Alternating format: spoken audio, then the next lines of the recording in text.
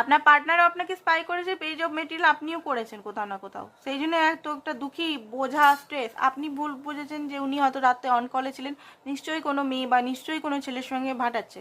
আপনাকেও হয়তো কখনো দুপুরবেলায় বা সকালবেলাতে উনি অন কলে দেখেছে, আর উনিও ভাবছেন নিশ্চয়ই এ বোধহয় কোনো ছেলে বা মেয়ে পেয়ে গেছে, নিশ্চয়ই কারোর সঙ্গে আছে, ঠিক আছে। আর আপনারা হয়তো নিজেদের সুখ দুঃখ বন্ধুদের সঙ্গে, নিজেদেরই বন্ধুদের সঙ্গে বা ফ্যামিলি রিলেটিভসের সঙ্গে কারোর সঙ্গে সুখ দুঃখ কথা বলছিলেন, তো হঠাৎ করে এরকম আপনাদের মধ্যে মিসআন্ডারস্ট্যান্ডিং হয়েছে।